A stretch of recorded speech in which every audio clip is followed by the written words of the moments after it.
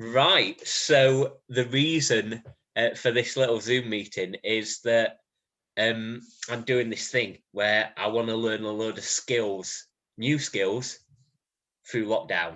And I saw the other day that Logan Paul bought some Pokemon cards for $2 million. I just can't get my head around that. Yeah, And that's where it all started. He's an absolute idiot. He is, honestly. Then, literally, before he decided to buy the original box last year in October, I think it was, them boxes, the first edition base set boxes from the 90s, they were about 5-6 grand, because that's the standard appreciation of a collectible item that's sealed, and there's not many around.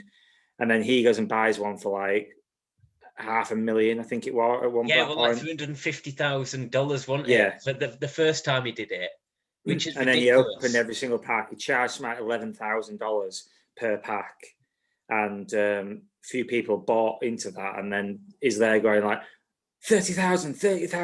He's like, that's a basic card that's worth like 20p, and he's there banging on saying it's that much. And then he brought all his fans over to the game, who all went into their lofts apparently, and picked out all their old collections, and they wanted to know how much a cheap wheel is. You're like, 10p. You're not going to make a fortune from crap cards. Trust me. Yeah, there were loads of controversy about the original one, but it's just blown my mind. Like, I actually watched the video that he's done where he's like, "Oh, I've spent $2 million on Pokemon cards," and he's just lost the plot. He's got no negotiation skills. They're just like, "Yeah, for this box, I want like £600,000," and he's just like, yeah, let's get it done. Let's get Logan the deal Paul done." has a good team around him who basically say, right, what's the best fad around now? What can we make money from? What can we do to build our fan base on YouTube? And his team have gone, Pokemon cards are all a thing now. It's the 25th anniversary this year. Let's try and do something with that and try and boost our ratings on YouTube. And he's done that. He's done boxing. He's done wrestling. He's done racing. He's done all sorts. But he jumps from fad to fad, and then gets bored and then moves on and leaves it in tatters. Last year, when he did the first original booster box opening of the Pokemon, he left the whole thing in a state. The whole game itself, no one can get any products because, especially in America, people stand in shops waiting until they restock, and then they just wipe the shelves again. And there's nothing they can actually do about it. The shops have to let them buy it. They've tried to restrict them, but there's only so much you can do. They can walk out of that shop and then walk back in again. But it's because of the point where also during the pandemic as well, there's not many people in the factories making the cards, so stock's really low at the moment as well.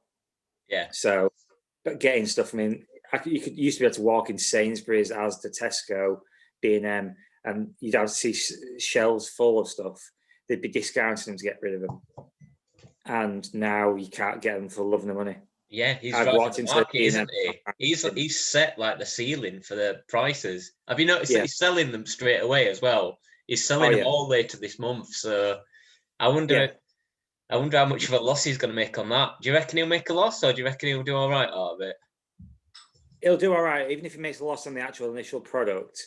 The money he gets from YouTube, from exactly. The YouTube, he's had like 5 million views already on that original video, and it's only been out a week.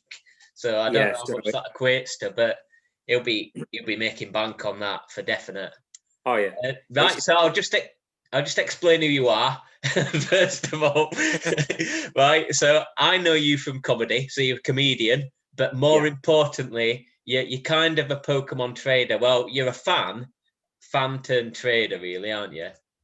Yeah, I mean, I like to try and like collect as well as like buy and sell, and there's many things I've got in my collection that's worth thousands of pounds. So it's just like, I've got a stack of cards here, which I'll go through later on, that are worth quite a lot of money in the right hands.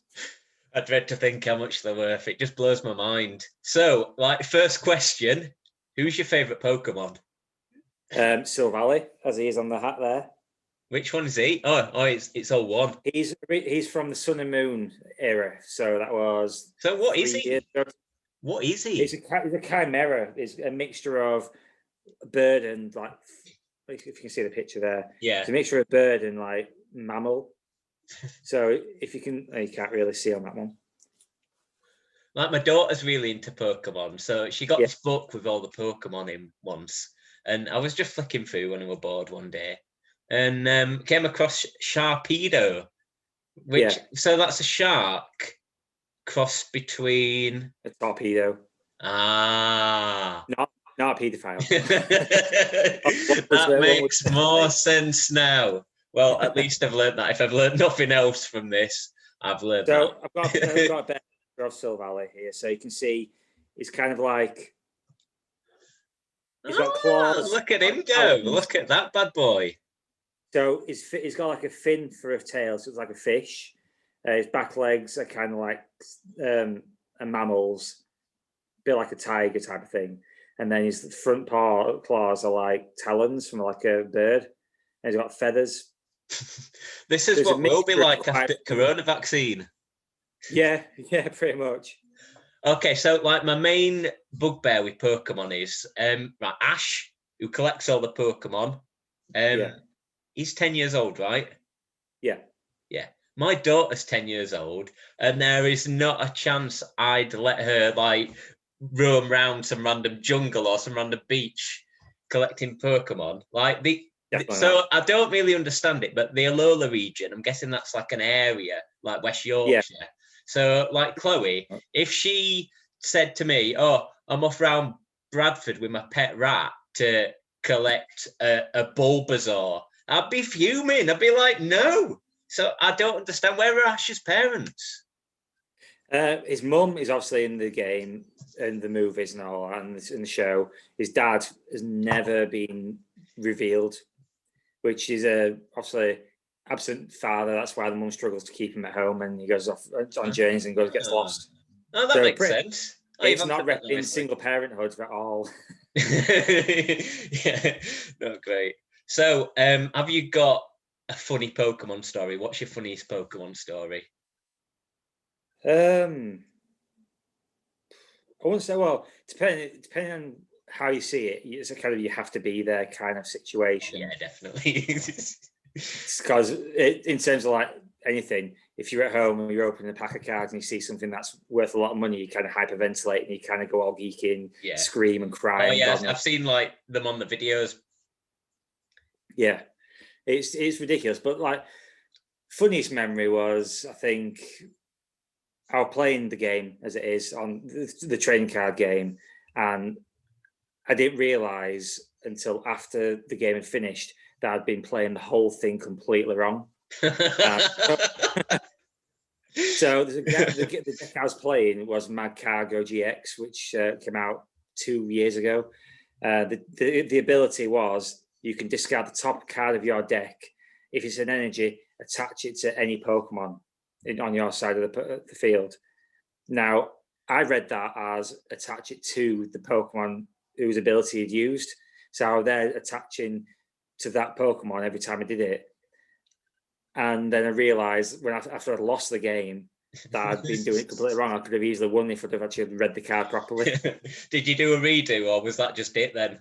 No, that was it. I just had to literally just forget about it and move on. Okay, so with the Pokemon franchise, there's a cartoon, there's the video games, there's a film, that Detective Pikachu thing. Big up, Detective Pikachu. I love that show. I love that show. I love that shit. But there's also the Pokemon trading card game, which is the main thing I'm kind of interested in. Like collecting the Pokemon cards has kind of always been very popular with the kids, hasn't it? I get that. When I was a kid, like I collected loads of stuff. I remember I had like a Premier League sticker album, and I was obsessed with collecting them. Proper obsessed.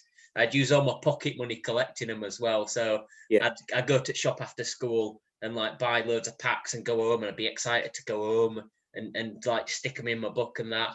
I remember one day I went to newsagents to get a pack. I got home, and this was like the end of it for me, really. I got home, opened the pack, and every single one was Paul Dickoff, and then that was just it for me. I just couldn't carry on. But like if anyone does want or needs a Paul Dickoff, DM me on Insta, Andy Mitchell _Insta, and I'll sort you out with a Paul Dickoff, because there'll be loads up in my loft at home, in my mum's loft, for definite. So I can sort you out with that. I made the mistake of putting my cards in this house I've got now, my house. I put all my stuff upstairs in my attic, which is like a walk-in attic. It's like it's up nice. There's like a geek room. I intended to keep all my stuff up there because it's nice and safe up there. And I ended up messing that up completely because it hasn't got heating up there. It was freezing cold. And the foil cards had bent themselves sort of like in a C shape half the time. I'm like, oh no. I saw on that Logan Paul video. On that Logan Paul video, they had them in like Perspex cases and all sorts. Yeah. And they're like, yeah, this has been graded a 10. Like this one. Yeah. But they had like a box in a Perspex case, which was even worse. So the box is sealed, and then they're like, no, that's not good enough. I'll have a Perspex case on top of that. Yeah. You could probably edit this bit out, but I've got some cards like that. Bear me 2 seconds. I can't edit, so I'm just gonna have to keep talking. I could tell you. I display them on my fireplace because I'm a proper adult. Oh. So stuff like that. Pikachu! Hey! So yeah, these are called PSA, the graded cards. So called PSAs. You can see there on the back. Do they have to get graded officially then by certain places? By professional place. This one's in America. So you had to send your Pokemon cards off to America to get graded? Yeah. There is a UK company, but I don't want to rep them because it's run by a scammer. Yeah, don't. So, yeah. But these cases are properly fully sealed, and basically that card's protected for life. It's never going to get damaged. It's never going to get scratched. It's just going to stay in this case forever. Okay, so you can, but I wouldn't do it. But this one, as you can see there, it's 5. Yeah. What's the top one? Sorry. What's the top grade you can get? 10. 10, yeah. So I haven't got like any 10s. Mintonius. Yeah, I haven't got any 10s, but literally the 10s are worth a lot of money for certain cards. So show us the card again. Show us the card, the front of it. Yeah. Okay, so how do you actually play? How would that card work in a game? Can you explain? You won't be able to play, obviously, this card as it is there. I mean, that'd be quite fun to try, but literally that's from like the Jungle set, which is from 1999. Ah. So that would work with the modern cards then? Sorry? You wouldn't be able to play that with a modern set? No. So in the trading card game itself, the rotational system happens every year, which is usually in August time, September time. It's due just before the World Championship tournaments, which have been delayed, obviously, because of COVID. But they basically rotate 4 sets out, which originally came out the 2 years before it. So, for example, 2017, the start of the Sun and Moon sets that came out, the first 4 sets of them rotated in 2019. Yeah, 2019. So the last set of 4 sets that came out for Sun and Moon, they came out 2 years ago. They rotate this year. So, I mean, to be fair, they've had a year's worth of play on them because of COVID and all that. But a lot of people complaining, but I don't care because of the card and that I don't like. I'm so glad we're not playing it. So if you go and enter a competition, whenever they're back, how would you actually play the game? How does it work? So you have a deck of 60 cards, all sleeved up in these little sleeves to protect them from when you're shuffling them, because they'll get damaged if not. You shuffle the deck, then you pull out 7 cards, the top 7 cards, face down. And then you look at them. If you've got a basic card, like Pikachu is a basic card, so he's not evolved. You put that down as your first starter in attacking Pokemon, and then you put 6 cards face down. on the side of their prize cards. If you knock out your opponent's Pokemon, then you take a prize card, and once you run out of prize cards, you've won the game. Right. So who is the best Pokemon to get in like a hand of Pokemon? I've heard. Yeah. So basically, don't play whatever your favorite Pokemon is unless there's a deck around it. But yeah, stuff like trying to think now. See what I can do. So, say if I did play that Silvally, yeah, I'd have to get its pre-evolution first to put it down as a starter. So that's type null. So I'd have to put that down first. I wouldn't be able to evolve into that until my second turn. Right. And then I could start using its attacks, its abilities, and all sorts. So that ability there is your basic Pokemon in play have no retreat cost, which is quite handy if you've got something stuck in the active and you can't retreat it because it's got 3 retreat cost. Instead of paying that with energy, you'd use his ability to get that back out to the active. So does how much people are buying the cards for correlate with how powerful they are in the game, or is it just totally unrelated? Yeah. So depending on how playable the card is, depends on how expensive the card is.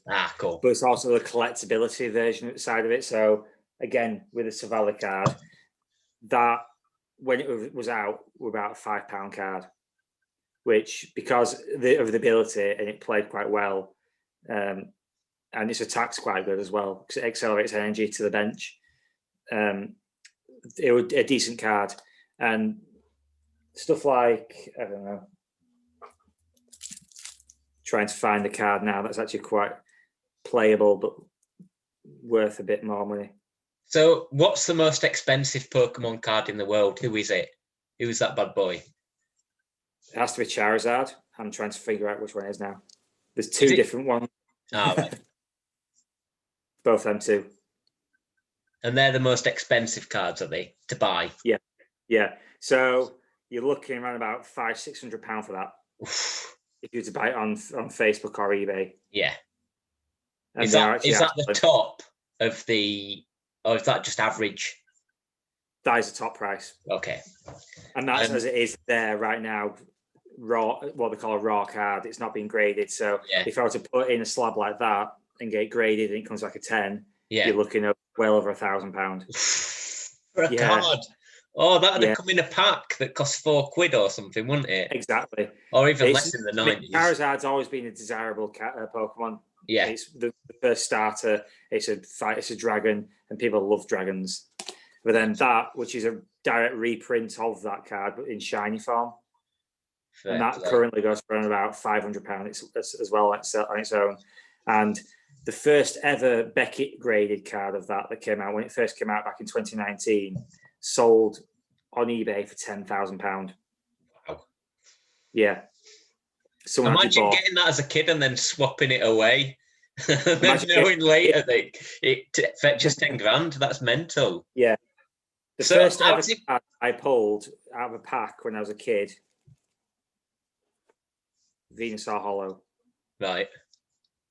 And back then, it wasn't worth a lot of money. Even now, after Logan Paul tax, you're looking over £100 for that. And that's a 25-year-old card. Wow. I bet there's loads of people that are absolutely gutted that they didn't just hold on to every single card that they got. I didn't. That's not my original card either. I had to buy that back. Oh, ouch. How much did you pay for that? Well, I bought someone's whole collection off them for £270. And that was in it. And that at the time, that was worth £40. Now it's worth about £100. Oh, but I sold the rest of the stuff I didn't want, and I made about a £60 profit on it. Cool. So, and there was plenty of stuff. I still got more stuff available as well upstairs to sell, which I need to go through. So how much has this Logan Paul stuff jumped the market as like a percentage? How much extra do you reckon you could get for the like decent ones? Is it across the board where they've all like jumped up in value, or is it just the most popular ones that everyone wants? Some popular ones have shot up in price massively, But in terms of like some of the common cards, even them are still worth £2 or £3 for them, and you're like, they're not even worth it. But I bought that before he happened to come into the game. Yeah. I got that with a few other cards. It cost me about £20. And already in the space of like 8 months, maybe, I've had it, it's jumped up to nearly 30. Wow. So it's already gone up a bit. So it's actually 50% profit on that if I would sell it already. I'm not going to because it's mine. He's turned it into like Bitcoin, hasn't he? Where it's just totally random. Like, naturally, they won't really be worth anything, but now he's kind of created a buzz and a bubble. It's like Bitcoin, where it's got some kind of like weird value that it shouldn't really have. So you don't even know where it's going to go. It might not even stop there. He might drive it on to another level because he's making it so rare, isn't he? Because he bought up all the. I don't really understand it, but he's bought all the Series 1 or the original like boxes, hasn't he? And that was the thing behind. There was 36 boxes available, and he went out and tried to get them all. Yeah, right. I mean, what happened is because he opened a base set booster box, and everyone was like, all right, I want one of them. I want to do that myself. I want to get a booster box. They can't find them for any less than £25,000 now. The next best version of that was the 2016 reprint of the base set called Evolutions. And at that point, people were struggling to sell them packs, them cards. But since Logan Paul came back, I bought a booster box of Evolutions for £115 last February before he came into the game. It's currently sitting on eBay at £900 sold listings. So what's the most you've ever paid for like a Pokemon card, an individual card, or are you more buying group ones? I normally buy just packs and open them and hope for the best. Yeah. And I end up spending more on packs than I do on buying the actual card itself, but it's the fun of opening packs for me. I don't want to buy the card and have it sitting in my collection because it's a false negative. You're like, oh yeah, I bought that card, but I'd feel it's more personal if I actually pulled it out of the pack myself. More of an achievement. Like with that Charizard, I've pulled both of them two out of packs, and both times I was shocked. I wasn't expecting it. So have you ever bought an individual card from anywhere? I do buy some cards. Yeah. What's the most you've ever paid? I think I paid about £70 for one. Yeah. Well, compared to Logan Paul, that doesn't seem bad. Yeah, when you think about it, that is a bit crazy. Which one was that? Which one did you pay £70 for? Was Sylveon GX from Hidden Fates, which was the set that Charizard came out of. Right. And why did you want that card so badly that you wanted to pay $70? It was the last card I needed to get to complete the collection. Ah. And do you reckon there'd be a lot of people in that position? Sorry? Would there be a lot of people in that position where they would only need that one? Yeah. So it's like the sticker book really, where there's like 10 trillion Paul Dickops. Yeah. But there'd be one Alan Shearer, and everyone's just like, ah. So where do you buy cards from? I buy them from a local shop. So it's what's called the Games Pit in Wakefield. They're basically just off Trinity Walk. Yeah. And they try and get stock in wherever they can. They're struggling at the moment because everywhere is struggling to get stock. But he comes to me first before anyone else to ask me if I want to buy stuff that he's getting in. He asked me what's selling, what's the popular item. I tell him he'll buy it in for me. Oh, nice one. So is he proper into Pokemon as well? Has he got like a passion for it? Or is he just... No, he just sells. He sells that. He sells Yu-Gi-Oh!, Magic the Gathering, 40k, pretty much everything like that. Warhammer. He's just a full-on shop that sells everything. Okay, so you sell them on as well. So where do you sell them on?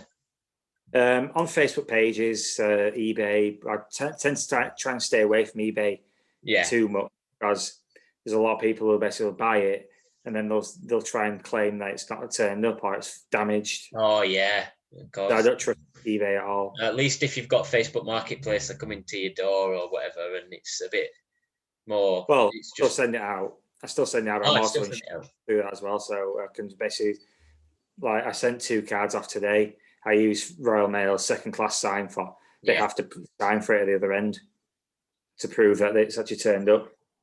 Ah. So are they actually doing signed for? Because you're a postman as well as being a comedian. Royal Mail, basically, the postman will sign it, but they have to sign it at the door. Then their PDA, you scan it. If you've not scanned it on their doorstep, then you get questions asked like, why have you not scanned it on the doorstep? Fair play. Because I was told, don't send anything recorded now because they don't let you sign for it anyway because of COVID. But I suppose you're signing for it. We just sign for it and put it through the box. Fair play. So, what's the most profit you've ever made on a Pokemon card? I've got another one of it here. I basically where is it?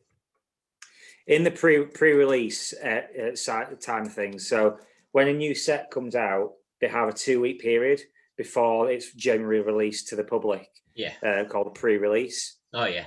So at that point, you get your pre-release kits, you get promos for it, and you get to open packs early.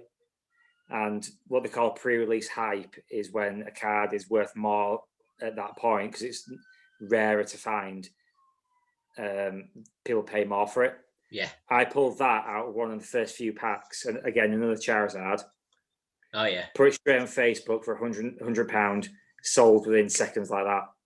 It went because people wanted it, and they'd rather. So that was a pack that you bought for like what, £4?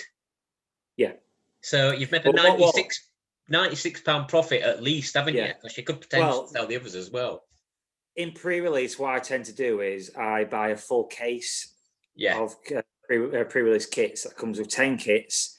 Each kit comes with 4 packs, and the booster box at the end of it. So you get 36 booster packs in the booster box, and then you've got another 40 packs in the pre-release kits to open it. So I open that cost me £200. So straight away from one card, a half of money. Yeah. So it's an investment, really, especially if it keeps going up. Logan Paul's doing you a favour, haven't you? But even now, that came out back in August. Yeah. No, July, August time that card came out. And even now it's still selling for about 95. So it's not dropped too much in price with the hype with it, really, which is quite good. Cool. So if someone wanted to make some fast cash by selling like a Pokemon card or Pokemon cards, plural, what would be the best way of going about it? Generally, best way to do it is just buy a full booster box, 36 packs, because you're guaranteed so many hits in there. What's a booster box? So you get 36 packs sealed in a box, so they're not tampered with. You know exactly how many cards you can get in there. So a box is just a booster box? Yeah. Nice one. I've got nothing. The best way, just like potluck, like gambling, really. You just pretty much, take a chance. Yeah. So if you were to go into like Smith's or like the Games Pit or Game, you're buying loose packs on their own, just one pack. You're gambling the fact that you may not get anything from that pack. Generally, a booster box of 36 packs, you'll get about between 12 to 14 good cards. So like that kind of thing. They're the ultra rares. Whereas normal cards like for example, that a hollow, stuff like that, you may get a few of them as well, but you're not guaranteed a certain amount of them. Same as if you're buying a collection box with 4 packs in, it's a randomized pack. You might not get anything. You might spend £20 on nothing. Fair enough. So it's a bit like gambling, really, isn't it? Yeah, it's gambling. But it can pay off massively if you like. Well, if Logan Paul's buying ones that cost $2 million in total, then he's just exploded the market, hasn't he? At a sealed value. He's buying that at a sealed value and then selling it for an open value, which obviously the first edition booster pack, if it's opened, it's just a pack on its own, you probably get maybe £600 for it. So he's buying a box of £2 million ends up opening it and he's basically selling them packs for more than what the actual market value is for it, because he thinks he's getting money for it, but it's not. And people think they're getting value for money for it. Some people, there's one guy who was in England who bought a pack from that first one he did back last year, pulled nothing from it. He got a trainer card which was worth about £2. But exactly. Yeah, he's just like, because of the hype, they basically just, the price have gone stupid through the roof. Yeah.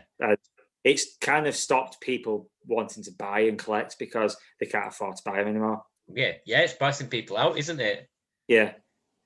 Even when the latest set, when there's a Rainbow Rare Pikachu card worth £350, when you can get the base set Charizard for the same price, you'd think the older cards would be more valuable, but they're not. It's just a silly way of doing it. Fair enough. Right, Mark, thank you for your time.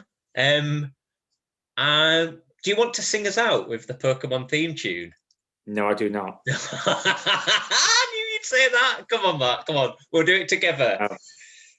I want to be the very best. Okay, let's just end it there. Thank you very much, Mark. No. Bye. See you later.